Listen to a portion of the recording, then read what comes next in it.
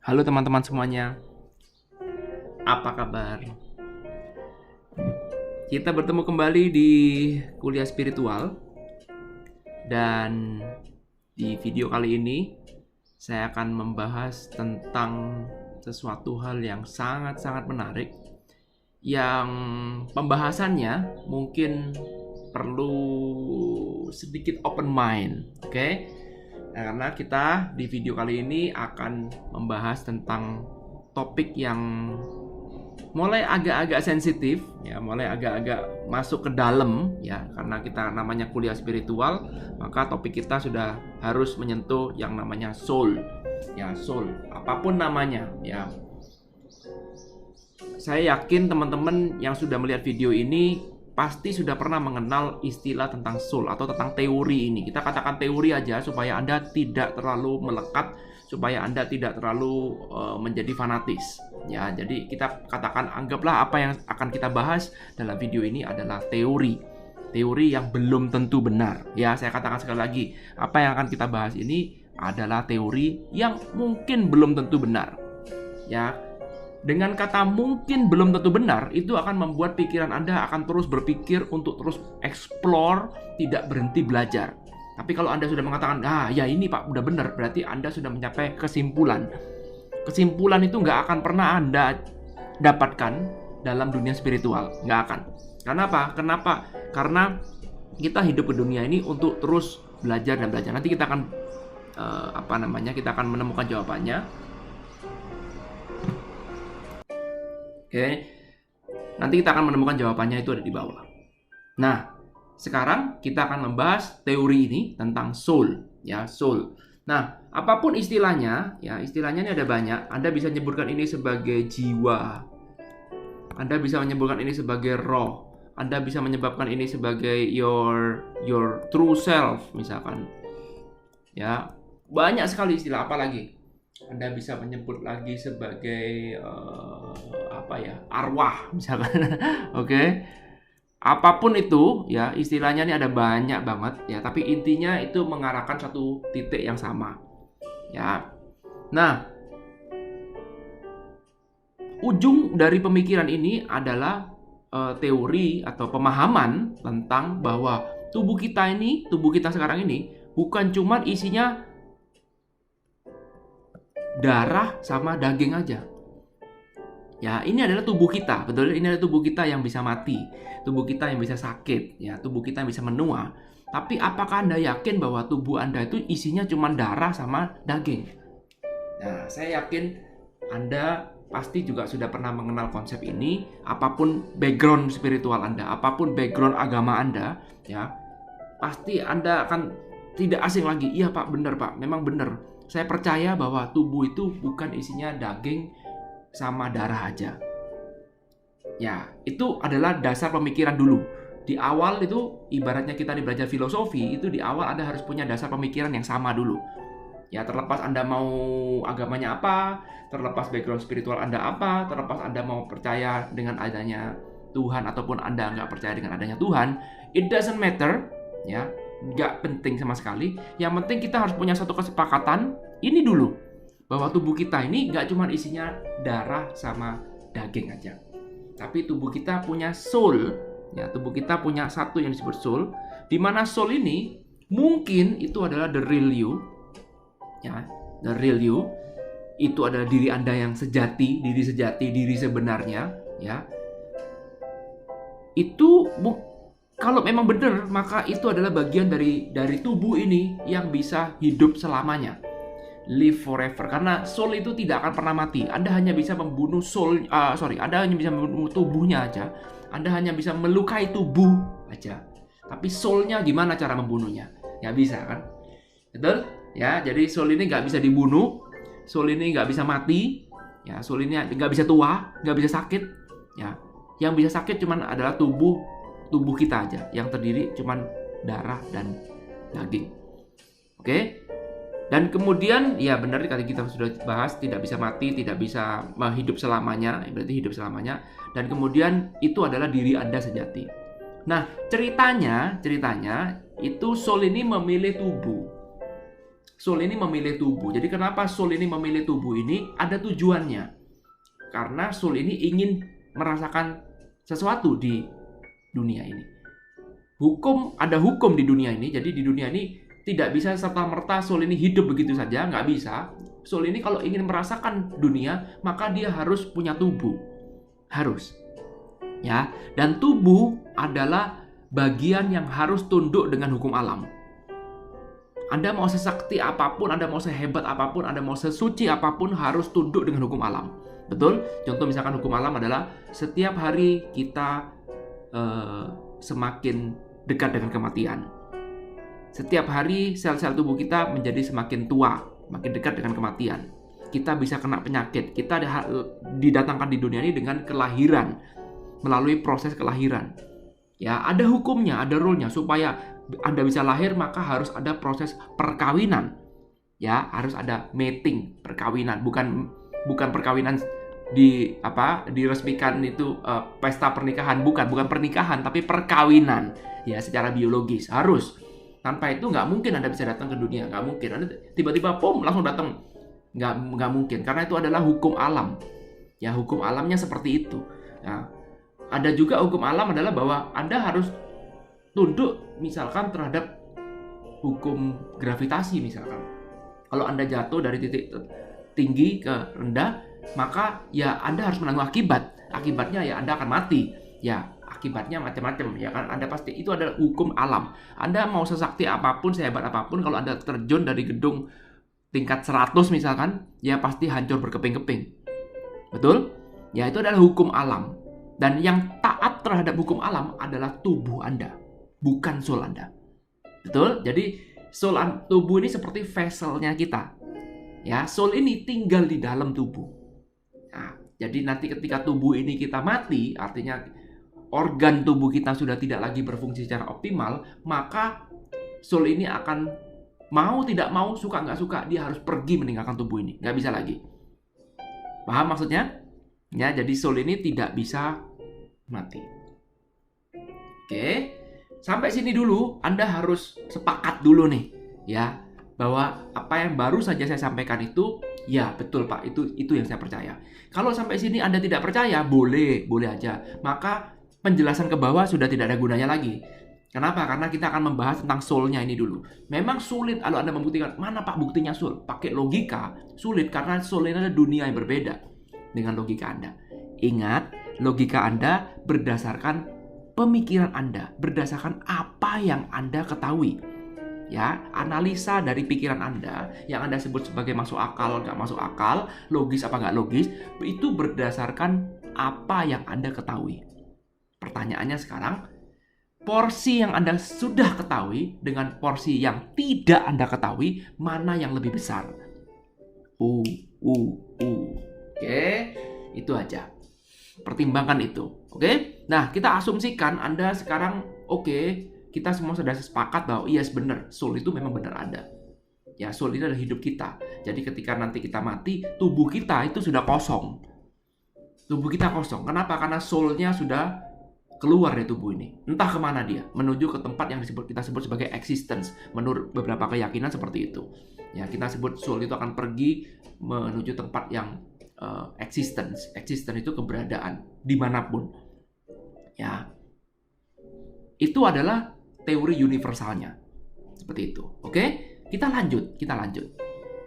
Nah, lalu kemudian kita akan bertanya, lalu kenapa soul ini mau datang ke dunia ini? Kenapa kok soul ini mau datang ke dunia ini?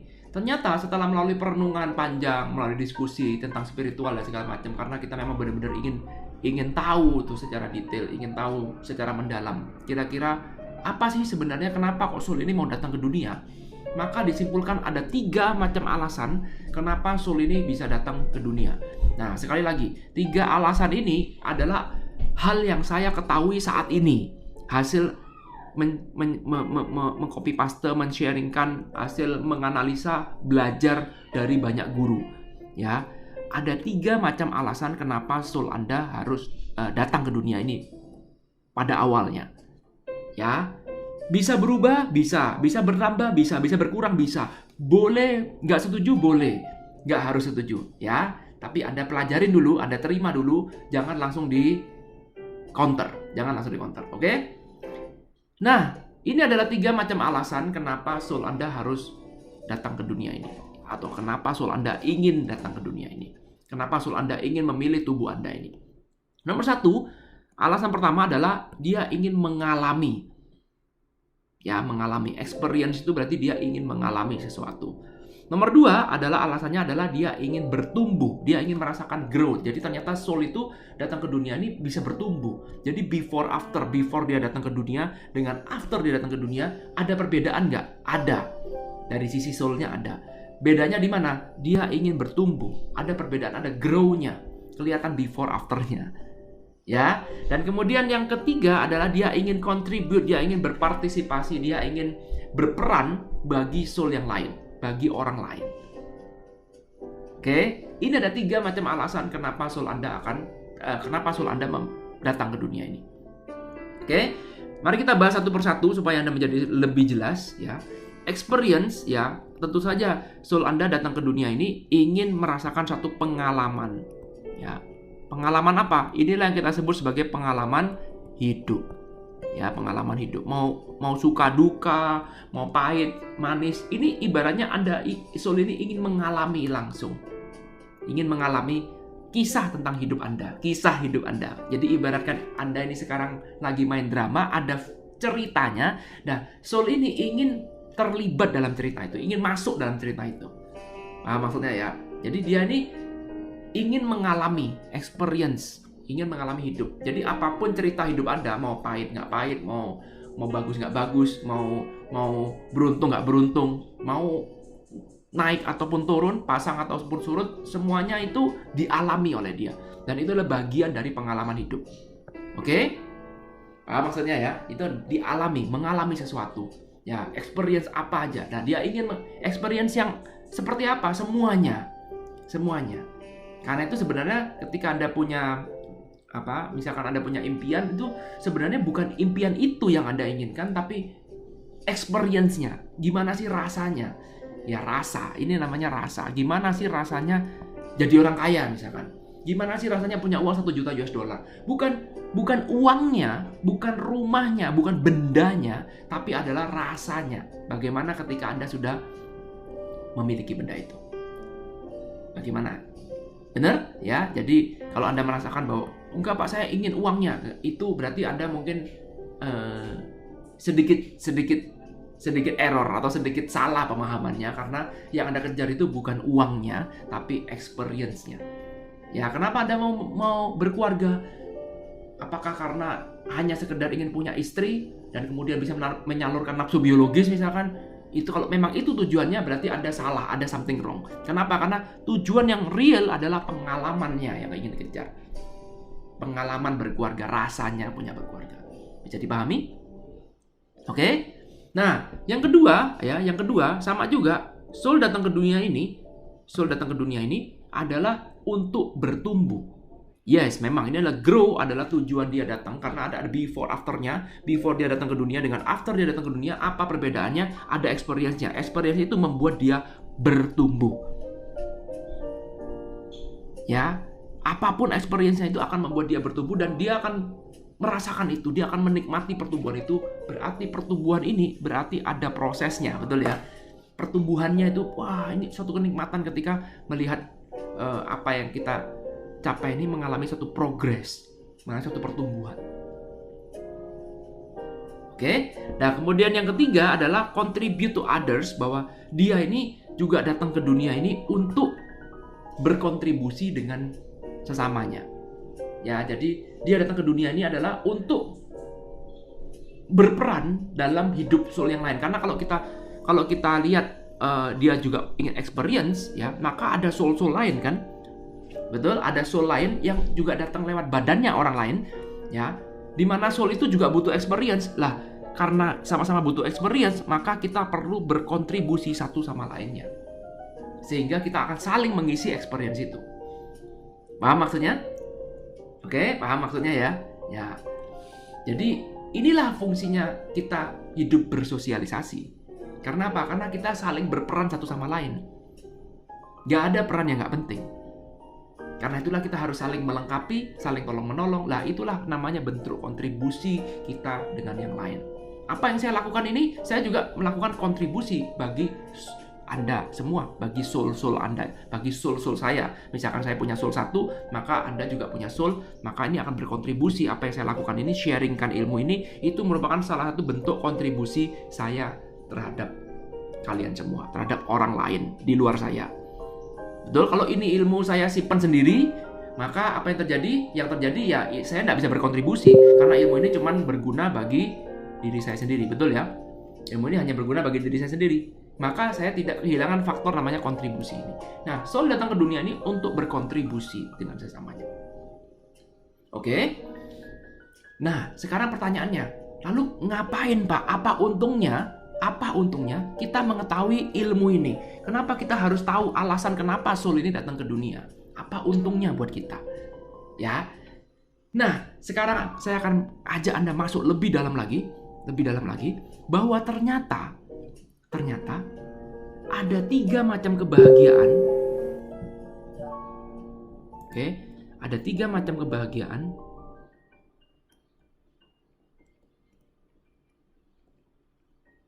yang bisa Anda rasakan dalam hidup ini. Oke, ada 3 macam kebahagiaan yang bisa Anda rasakan hidup ini. Kalau misalkan Anda bertanya, supaya Anda bahagia tuh apa sih syaratnya supaya bisa terjadi? Misalkan, oh saya ingin punya mobil Pak, saya ingin punya rumah, saya ingin utang saya lunas dan segala macam. Itu bukan kebahagiaan yang Anda cari. Karena itu fokusnya ke arah benda. Enggak. Tapi kita lihat kebahagiaan itu. Kebahagiaan sejati yang kalau kita mau gali terus, benda itu sudah tercapai, lalu apa yang ingin Anda cari lagi? Terus dikali, ujung-ujungnya adalah Anda ingin merasakan experience, betul ya? Experience.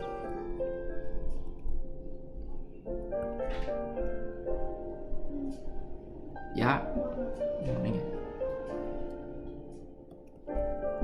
Kemudian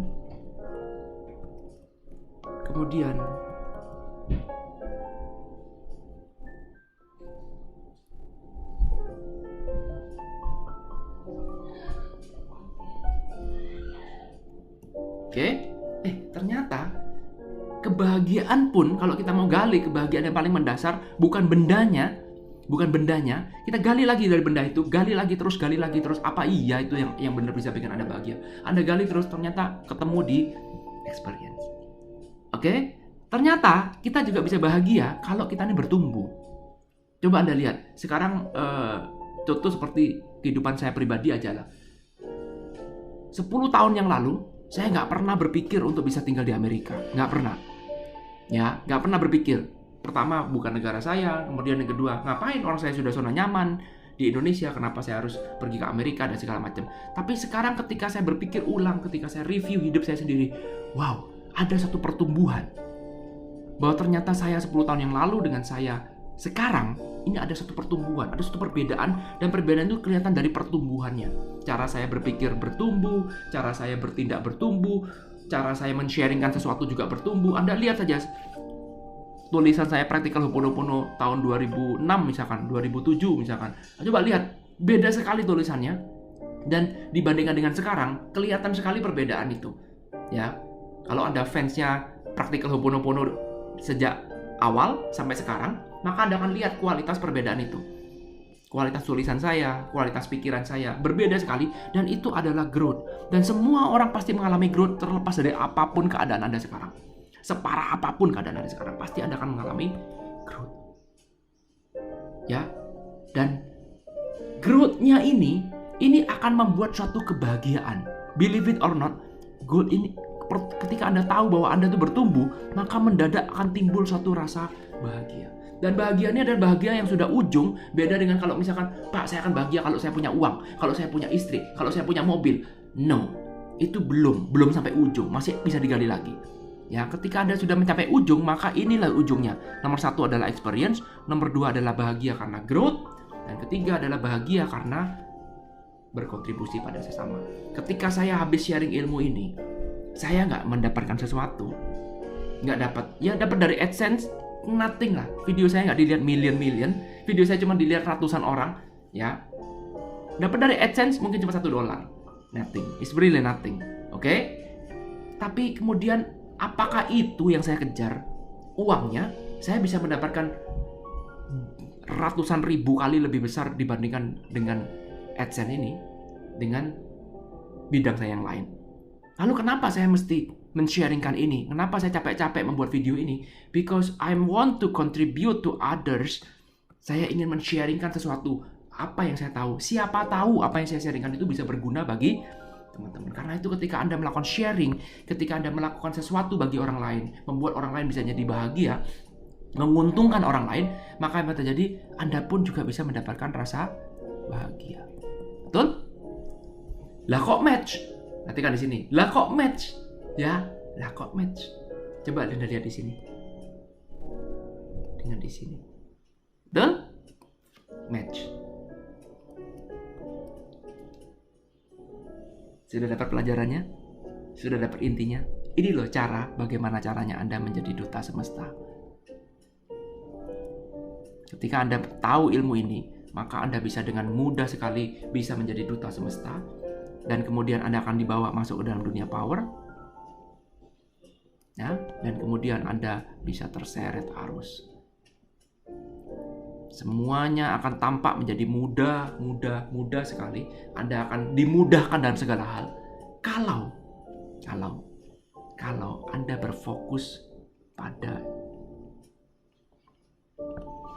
kalau hidup Anda fokus pada experience, fokus pada growth, dan fokus pada contribute to others, percayalah, itu adalah cara yang paling mudah untuk bisa menjadi duta semesta, untuk mendatangkan miracle datang hidup Anda. Oke, saya stop sampai di sini dulu. Saya nggak mau masuk ke kesimpulan. Saya mau Anda pahami 3 part ini: experience, grow, dan contribute to others. Saya tunggu komentar teman-teman semua di kolom komen. Thank you. I love you all.